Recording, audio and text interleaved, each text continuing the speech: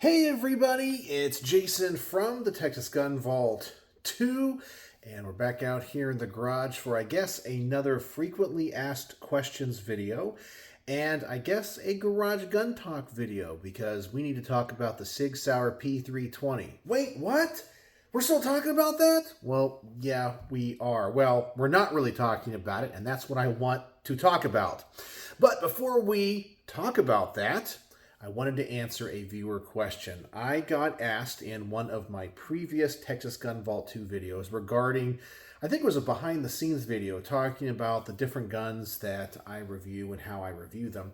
The question I got asked, which I wanted to answer, was, what do I enjoy reviewing the most on my channel? And I believe the question was in regards to the types of guns, pistols, revolvers, rifles, suppressors, or product reviews. I don't really have any shotgun content, and people ask me about that too. But the reason I don't have any shotgun content is I have nowhere to go shoot shotguns. I have a few. I have some pretty awesome Benellis, but I have nowhere to really shoot them and film them. I mean, I have places I can go and shoot shotguns. Not tactical shotguns. Wait, there is a range in the area that allows tactical shotguns, but I think it's slugs only, and I'm not even sure how they would feel about me using a camera. So it's just the situation I have now, and until I develop a relationship at a place where I can shoot and film shotgun content, I just can't do shotguns. But when it comes to everything else, to answer the question, it's difficult to say, mainly because each type of video that I make is so different.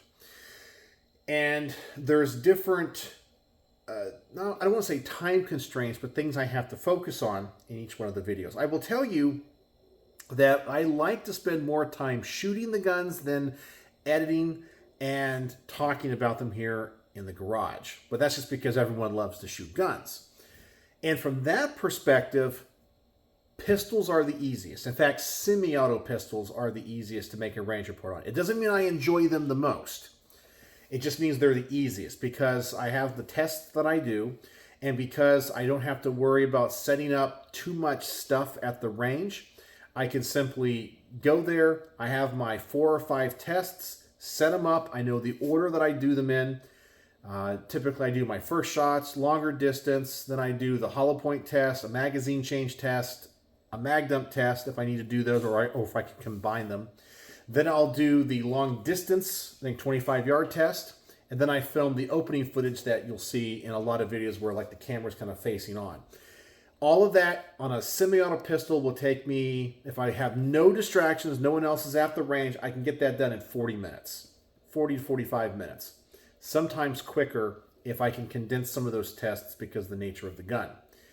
And then they're the easiest to edit because I don't have to put in any, velocity data or anything about the ammo types or all that kind of stuff. It's easy, and I can pump the video out here in the garage in pretty quick order. Those actually, when it comes to filming, are actually difficult in the beginning. The opening segment. I mean, if you guys have been watching the channel for a long time, I think I have gotten better as a presenter.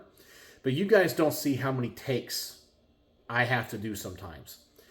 I used to have cuts, and I notice this even with the big channels. They'll cut things. They'll be talking, and then all of a sudden, it's a little bit off, but the sentence is fine. Nobody really notices or cares. I try to do each segment now in one take, so it's continuous from from the beginning to the end. And if I screw up in the middle, I know what I can edit in and out. So if I can't do it, I discard it. And the opening segment of a pistol review is tough because I have to do the, hey everybody, Jason from the Texas Gun Vault. I talk about the, the company or the history of the gun or intrinsically what's interesting or disinteresting about it. Then I'll do the kind of the sponsor reads where I'll, thank Brownworks. I'll thank the people that lend the gun to the channel if it's not mine. And then of course my Patreons. And it's all that end part that I screw up on. The Brownworks ad, I will mess up. I'll say something stupid or I'll stumble at the end. And oh man, I'm like, oh gosh, dang it. Oh, gotta do it all again. If I can get it in the first take, it takes me 5 minutes. If I have to do it multiple times, I'm not here for 20 or 30. It's crazy just to get that opening segment. Then the trigger pull test, all that quick and easy, and we're off to the races and we're done. Revolvers are a little bit more time consuming at the range. I don't like shooting revolvers as much. They're fine, but I'm more of a semi-auto tactical guy. The rifles are my favorite to film. I have just found a joy in shooting rifles, AR-15, sub guns especially, any type of pistol caliber carbine. They're the most fun to shoot.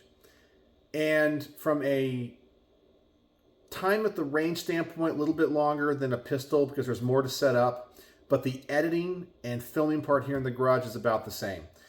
The hardest ones to film are the suppressor videos.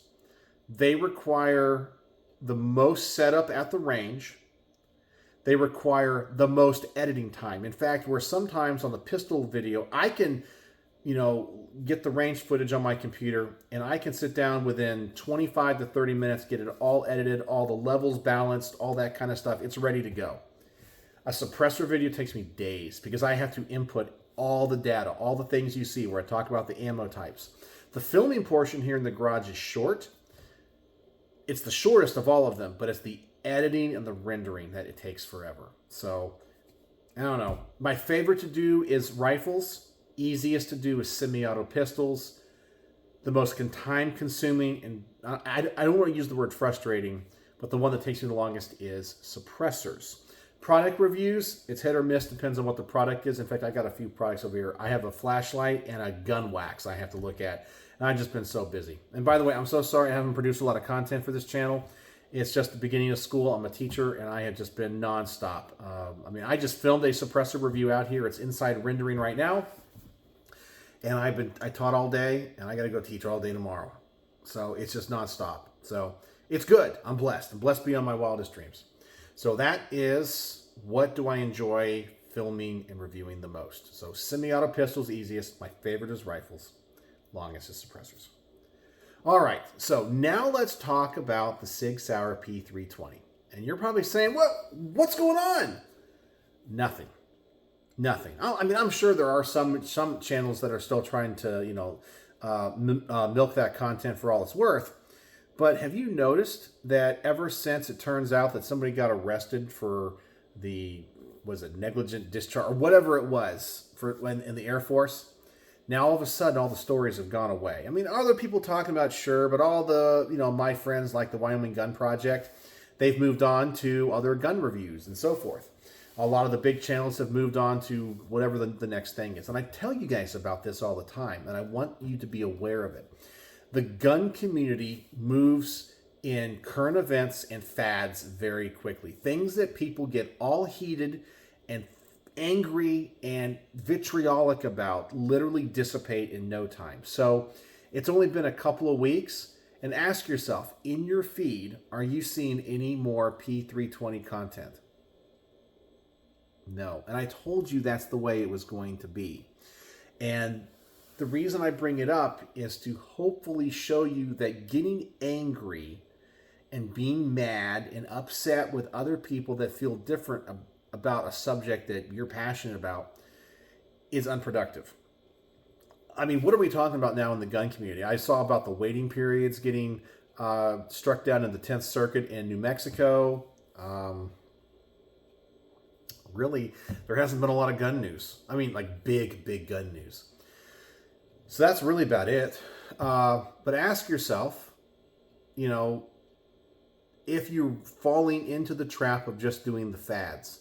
I remember a couple weeks ago, it was like, I'm going to sell all my P320s. They're terrible. Oh my gosh, I'm going to dump them. Just get rid of them. I'm never going to buy one again. I hate Sig Sauer. And now no one gives a flip, right? It's crazy. It's so bizarre to me.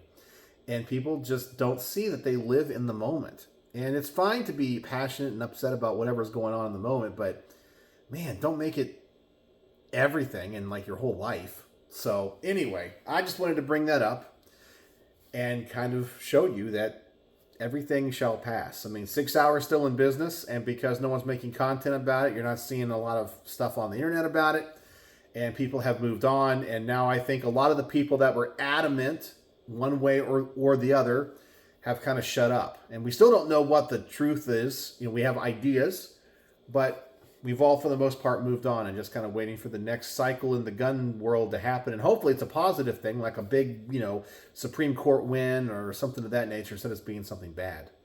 So don't fall victim to the immediate news cycle of the gun world and be angry and upset about it. Keep your passions under control. Just be like, you know what? I'm going to wait a little bit and see what happens, because there are people that had no idea the P320 stuff was going on, and now it's all passed, and they're like, wait, what's going on? Did I miss something? So anyway, that's all I got for you tonight. I'm sorry, this is going to be a short one. I just wanted to answer a question, and if you have any questions, please put them in the comment section. I love making these little Q&A sessions, and you guys ask great questions. I mean, I can understand if you're a big fan of my content, you want to know, what's it like reviewing this, or what's your favorite brand, or as someone said today, what's your favorite thing to film? I like talking about creating content.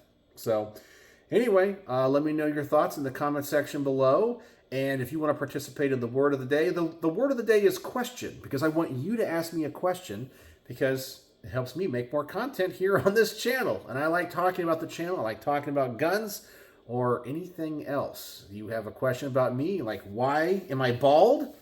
We can talk about that too, whatever. So, as always, thanks for joining me here in the garage, and thanks for watching.